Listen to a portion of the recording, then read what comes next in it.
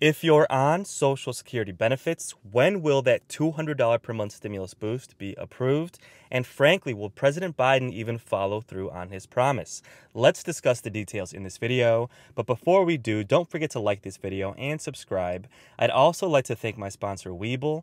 They've partnered with me to provide free stocks for my viewers, valued up to $1,800. It's completely free and takes 2 minutes. All you need to do is open an account using my link. The link is in the description of this video, just below the like button. Feel free to sell the stocks immediately to use the money if you'd like. Just make sure to fully open your accounts and then click on the green button that says Get Free Stocks. Okay, first of all, one of President Biden's main campaign promises was a $200 per month stimulus boost for those who are on benefits.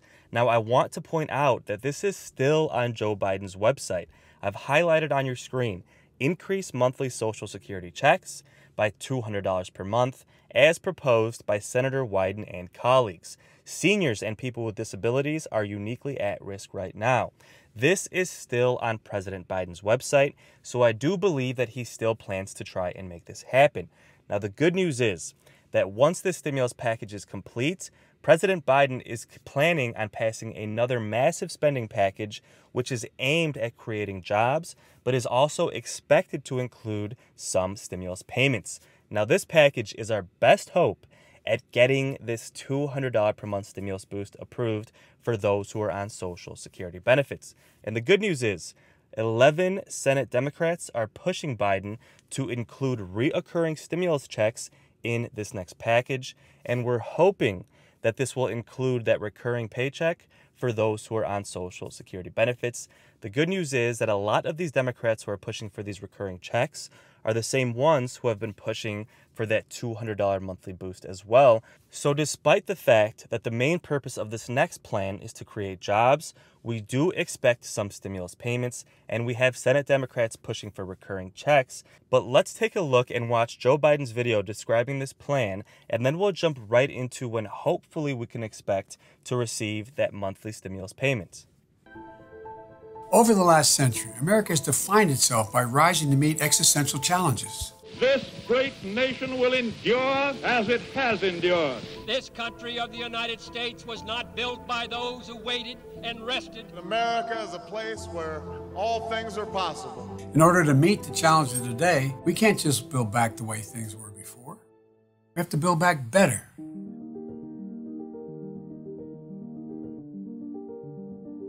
We'll make the biggest investment in manufacturing and innovation since World War II, bringing back critical supply chains and ensuring the future is made in America by American workers. Today, federal investment in research and development is at an all-time low. That's why I'm proposing historic research and development investment to sharpen America's competitive edge in new industries. Experts say that this $300 billion investment could help create 3 million good-paying jobs in communities all across America. There's no more consequential challenge we have to meet in the next decade than the onrushing climate crisis. We'll meet this challenge by creating millions of jobs in a clean energy economy. Jobs that will ensure American automobile industry leads the world in manufacturing electric vehicles. With 500,000 charging stations all across the country, we'll ensure that America has the cleanest, safest, and fastest rail system in the world. We're going to make investments, so by the end of my first term, we are going to be on an irreversible course to achieve net zero emissions, economy-wide, no later than 2050. In order to build back better, we have to prioritize our caregiving workforce and free up hardworking Americans. My plan will put 3 million Americans to work. We'll work with states to offer every 3- and 4-year-old child in America access to free, high-quality preschool. Right now, low and middle-income families spend as much as 35% of their income on childcare. We'll make it so they won't ever have to spend more than 7% of their income. And we'll give more older Americans and people with disabilities the choice to get care in their home or in the community-based setting, starting with the 800,000 individuals currently on a waiting list to be able to do just that. In order to build back better, we have to ensure that all Americans have opportunities to generate wealth, especially communities of color that have been historically left out of the benefits of an economic recovery. That's why I'm going to take on our successful Obama-Biden Small Business Fund and scale it up to 20 times the size so that Black and brown small business owners have access to $150 billion in venture capital and low-interest financing. Times are tough now in America, but we've been here before. We can do this. We can build back better. And I'm looking forward to getting started as soon as we can. Okay, so after the stimulus package, this economic recovery plan will be Joe Biden's #1 objective. He refers to the fact that we are going through a healthcare crisis, an economic crisis, and a climate crisis simultaneously, and this spending bill is expected to address all three of those by creating both blue-collar and white-collar jobs and clean energy as we rebuild our infrastructure. He also wants to subsidize childcare and subsidize home health care for the elderly and those who are disabled.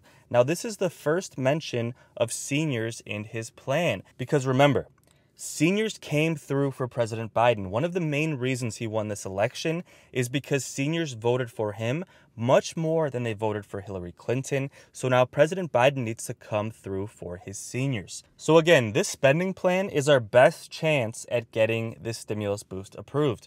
But when can we expect to get this approved, and what is it going to take to make that happen?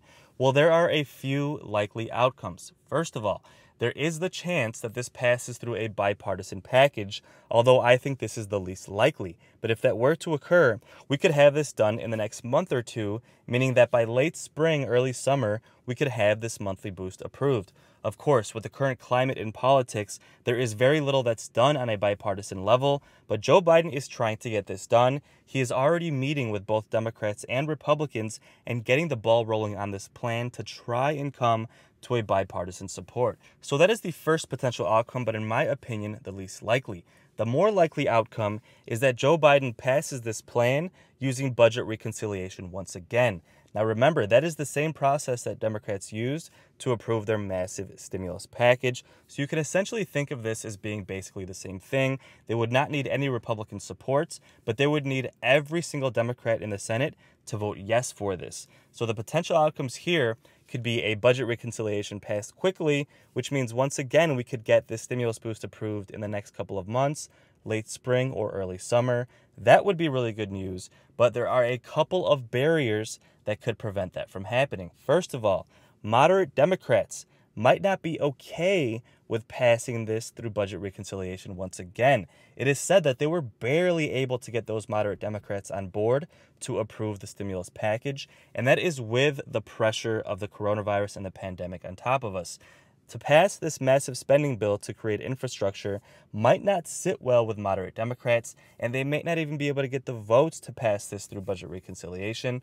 Also, the way the budget reconciliation rules are constructed, technically they are allowed to pass 3 reconciliation bills per year, but in practice, it is usually only done once per year because of the restrictions that are in place.